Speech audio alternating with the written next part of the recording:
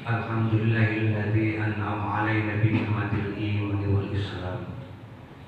Asyhadu an la ilaha illallah wahdahu la syarika lah.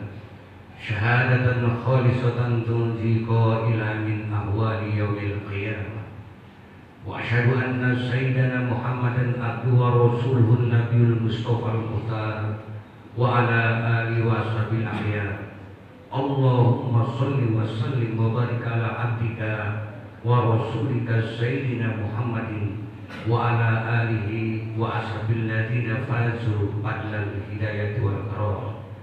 Salatan wa salaman daimain mutalazimain ila yaumil qiyamah wa sallim tasliman katsiran. Amma ba'd.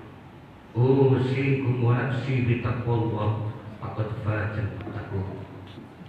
Allah Ta'ala fi kitabil karim wa huwa asdaqul qailin. A'udzu billahi minasyaitonir rajim. Ya ayyuhalladzina amanu taqullaha haqqa tuqatih wa la tamutunna illa wa antum muslimun. Ma'asyiral muslimin, sidang Jumat hamba-hamba Allah yang terpilih rahimakumullah, jazakumullahu khairan katsiran wa sawaban katsiran.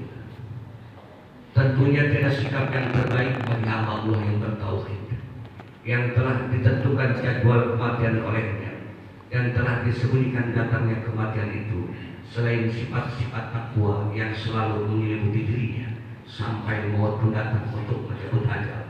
Istiqomah, lurus, takwa dan beriman kepada Allah Jalla Jalaluhu. Ma'asyiral muslimin sidang Jumat rahimakumullah.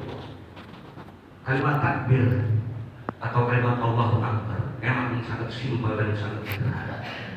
Tetapi kalau kita mengkaji maknanya, tentunya lebih dalam dari lautan atik yang kita kenal, yang lebih luas dari bumi yang kita huni.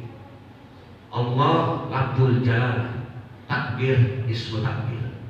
Ketinggianmu ya Allah, merendahkan segala status dari sandang makhluk. Kekayaanmu ya Allah, membuat manusia hina dan hina di hadapan.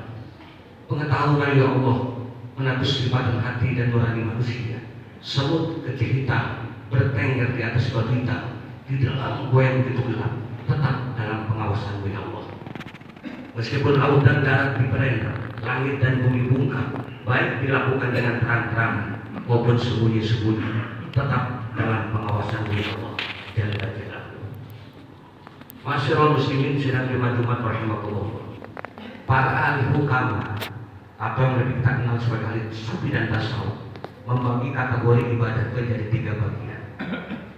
Ada 3 jenis motivasi ibadah bagi kita semua. Yang pertama, ada orang-orang yang beribadah semata-mata karena keinginan masuk surga.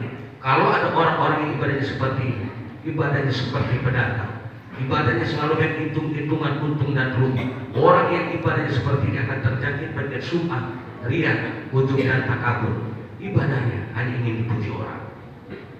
Yang kedua, ada orang-orang yang ibadahnya semata-mata karena rasa takutnya dengan panasnya api neraka.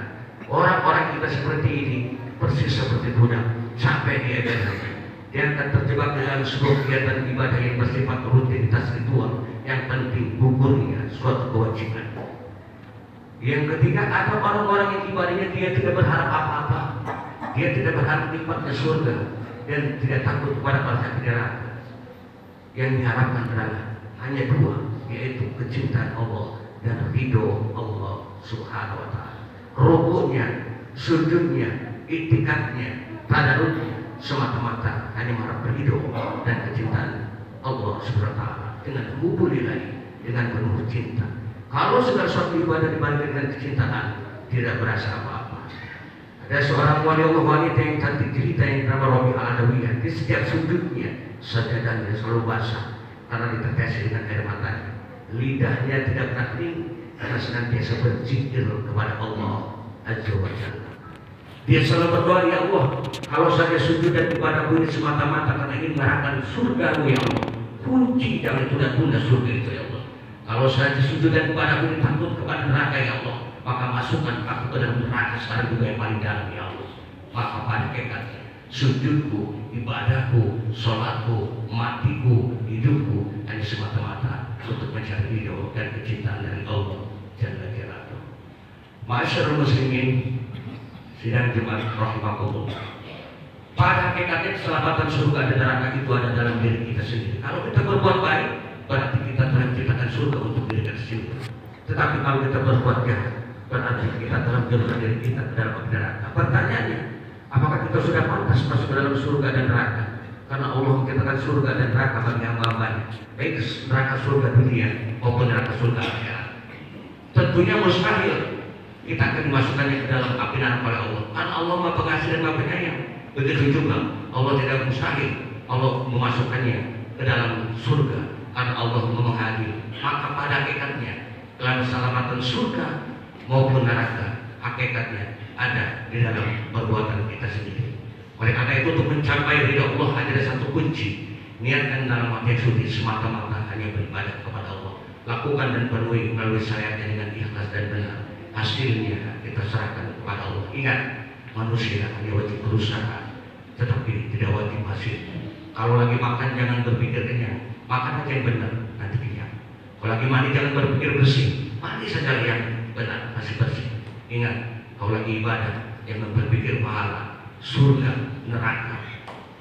Maka ingat, semata-mata Allah akan membalasnya. Wa may ya'mal mithqala dzarratin khairan yarah, wa may ya'mal mithqala dzarratin syarran yarah. Masyaallah muslimin sedang jemaat rahimahullah. Demikianlah khutbah yang singkat ini. Ini semoga menjadi kajian buat kita semua untuk kita amalkan di dalam kehidupan sehari-hari. Semoga kita semua dijadikan oleh Allah hamba-hamba yang ikhlas, yang untuk mencari ridho Allah SWT. Inna sholati wa nusuki wa mahyaya wa mamati lillahi rabbil alamin. Barakallahu li wa lakum fil Qur'anil karim wa nafa'ani wa bihi min al-ayati wa tilahi wa taqabbal minni wa minkum tilawatahu innahu was-sami'ul 'alim. Aqulu qawli hadza wa astaghfirullaha li wa lakum wa lisa'iril muslimina wal muslimat wal mu'minina wal mu'minat fastaghfiruhu innahu